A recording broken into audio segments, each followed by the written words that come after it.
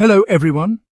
In this video I will be translating and summarizing the latest Urdu broadcast by Samina Pasha to make it accessible for our English-speaking audience. Let us go through the key developments and insights in Samina Pasha's words. First and foremost, the ongoing situation between the United States, Iran and Israel. Well, I am mentioning the United States because it is now quite evident that America is becoming directly involved in this conflict. The threats now being issued are coming directly from Donald Trump. So, we will provide you with some updates, what seems to be happening and whether Iran will truly surrender or if it is being forced into a position where it might have to. We will talk about all of this in the coming days. Alongside that, we will also take a look at the speech delivered by Mr. Asim Munir to the overseas Pakistani community, which I'd previously mentioned. Then we will discuss some internal political developments. Imran Khan has tweeted today after meeting his sisters, and Mr. Gandapur has also released a video. Shah Mahmood Qureshi has released a video too. We will discuss the content of these videos as well. So, there is a lot to cover in this vlog. I request that you please subscribe to the channel if you have not already. Now let us begin today's discussion, particularly with regard to the tensions between Iran and Israel. As you all know, attacks are coming from both sides. Today, a powerful attack was launched by Israel targeting Tehran. It was a significant and intense strike, causing major damage. For quite some time, one could see flames rising from various buildings and thick black smoke clouds in the air. In typical Israeli fashion, civilian areas were targeted. That is why there have been casualties. So, this is the current situation initiated by Israel. At the same time, Donald Trump has begun issuing threats. He posted 2 or 3 tweets today and even spoke briefly. Previously, he had been claiming that the United States had nothing to do with it and wanted peace talks. Now, he has taken a completely one-sided stance in favor of Israel. In one of his tweets, he wrote that the United States now has full control of Iran's airspace and has effectively surrounded it. He acknowledged that Iran does have substantial equipment, but added that it is nothing compared to what the United States possesses, implying Iran would not be able to resist much. That tweet was somewhat sarcastic. The next one was more dangerous. Trump claimed they know exactly where Ayatollah Khamenei is hiding and that they could target him any time. Though they have not done so yet, he said their patience is running thin and that Iran will have to surrender. In the next tweet, he demanded an unconditional surrender, meaning Iran must throw down its weapons without any terms. These 3 tweets from Trump's Twitter handle clearly show that he is now fully involved in this war. The facade he had maintained of being anti-war and wanting to end global conflicts is slowly unraveling. He had been trying to portray himself as a great leader, claiming credit for ending the Afghanistan war, attempting ceasefires between Israel and Gaza, mediating between Russia and Ukraine, and even de-escalating India-Pakistan tensions.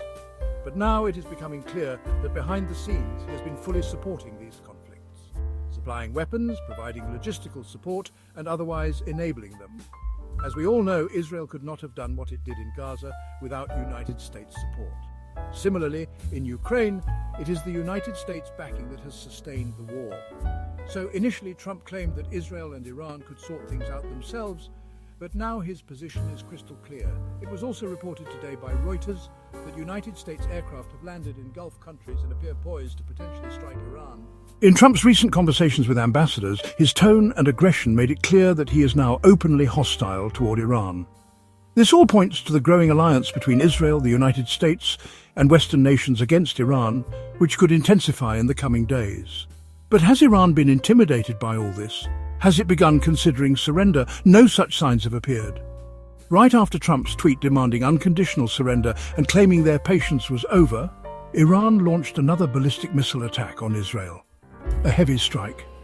Even last night, multiple ballistic missiles were fired by Iran. Videos of which many of you have been watching in recent days. Now, there is an official ban on reporting the destruction inside Israel. Only selected videos and information that suit their narrative are being released. It seems they now want to frame the story as if Iran has not been able to hurt them and that Israel is winning.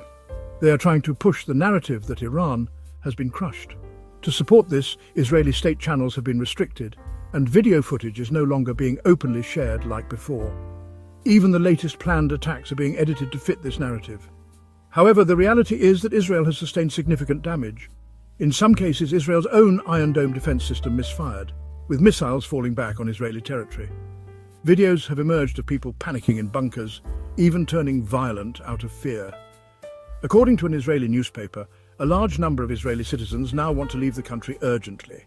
Many of them are not originally from there, they were settled there, and now, with the worsening situation, panic is clearly spreading among the citizens.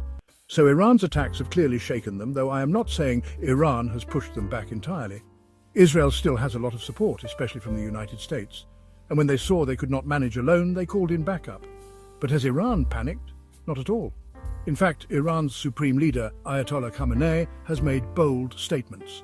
In response to Trump's threats about knowing his whereabouts and being able to assassinate him, Khamenei said, "My body is of no significance. It is a useless, worthless shell. Whatever little fame I have is given by the people. My existence or non-existence makes no difference." He said this in a public gathering. He continued, "We follow the path of Imam Hussein. May Allah be pleased with him. We do not fight based on whether we think we can win or lose. We fight because we must stand firm on truth and justice." He added that so far Iran has only defended itself. All missile strikes on Israel have been in self-defense. They have not even begun a full offensive yet. And if their defensive attacks have caused this much damage, imagine what a full-scale offensive would do.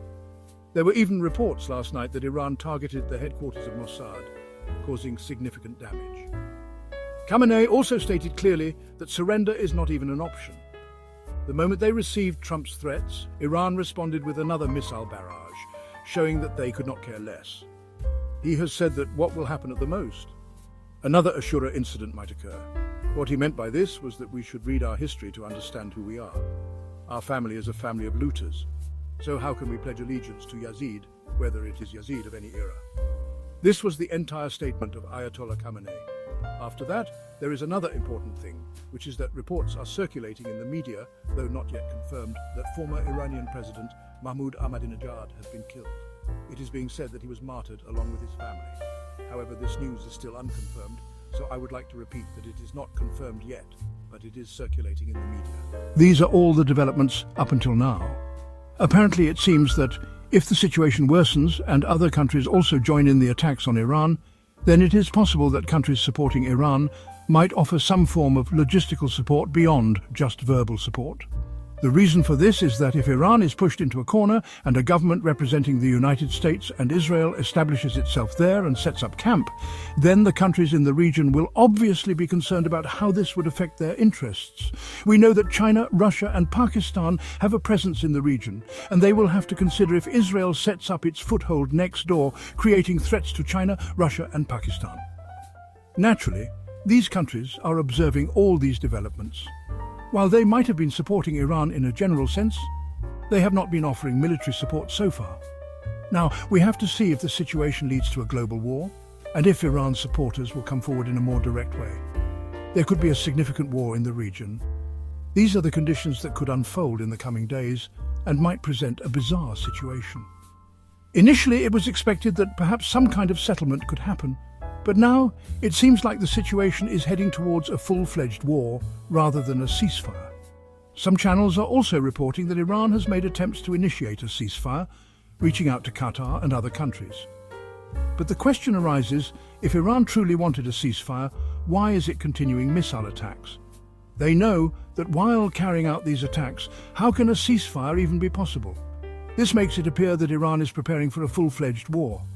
Therefore, these news reports do not seem very credible.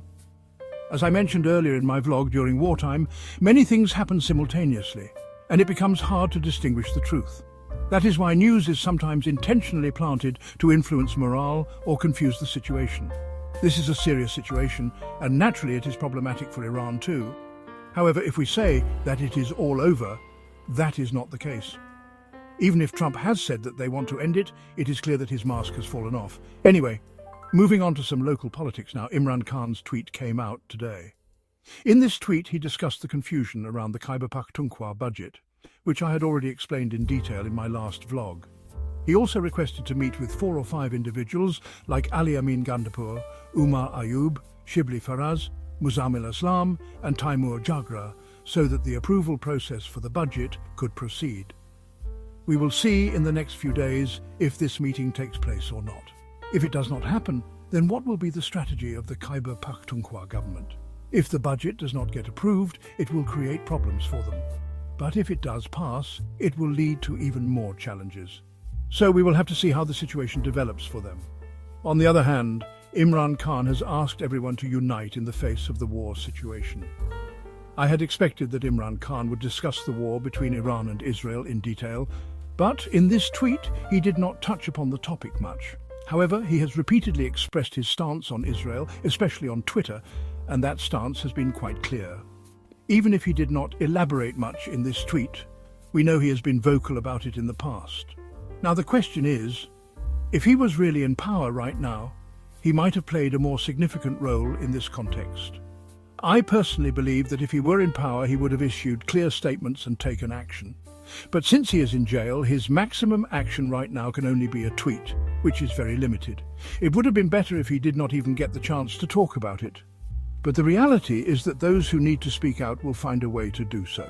They will keep pushing their narrative and try to sell it in the market. For instance, there are those who will accuse Imran Khan of supporting Israel, claiming that he has not condemned it.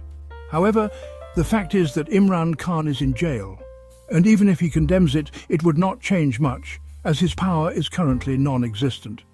He is in jail, so his statements cannot really change the situation. He has also stated that when the rule of law does not exist in a country, despair and terrorism increase. This is what we are seeing in our beloved homeland right now, as there is a massive brain drain and skilled people are leaving the country, along with a huge outflow of money, which is further crippling our economy. This is the core of Imran Khan's statement today. On the other hand, Awami Lens has addressed the overseas Pakistani community, expressing hope that Pakistan's economic situation is heading towards improvement. He has mentioned that agreements with the United States could bring billions of dollars in investments, which could be beneficial for both Pakistan and the United States. He has mentioned that the United States could benefit significantly from such investments in the future. However, this is a highly technical issue, and we will have to see how much mineral wealth Pakistan actually has, as this is a story we have heard since childhood but never really saw materialize into wealth.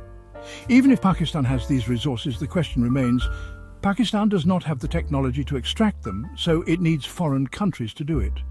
And in the process, they take away so much that the country does not benefit as much from its own resources. This is a story we have seen with past agreements. Otherwise, Awami Lens has also talked about the overseas Pakistani community, expressing trust in them and expecting that their role will be critical in the coming days. There is also talk of future laws in favor of the overseas community. These are all things being reported. Finally, Imran Khan's tweet was followed by remarks from Noreen Khan regarding the passage of the Khyber Pakhtunkhwa government's budget. Gandapur and his team are celebrating, saying that they were being falsely accused of being traitors. They have insisted that they did not take any action against Imran Khan's wishes. In a video, they mentioned that some people are intentionally causing division among their ranks, but they need to stay united, following the principle of unity, faith and discipline as laid out by Quaid-e-Azam. This was an effort to restore the trust deficit within their party ranks. Also today, Shah Mahmood Qureshi's video surfaced. He had been in jail, and after his health deteriorated, he was taken to the hospital. Once his condition improved, he was discharged and released a video where he thanked everyone for their concerns about his health. In the video, he reiterated his commitment to his views, praising the role of the military in the context of Pakistan-India tensions and expressing appreciation for the armed forces. His health appeared to have improved compared to his previous video, and he seems to be in better spirits now. However, he is still in jail and has been sent back to Kot Lakhpat jail. The key question remains whether he will be allowed to play a role and if his bail will be granted. Despite being in jail, it is clear that he stands firmly with Imran Khan and is not willing to change his stance. That wraps up our translation of Samina Pasha's video. I hope this English version helped you understand her message better. Please like, share and subscribe to Awami Lens to help our community grow. Do not forget to leave a comment below and let me know what you thought of this effort.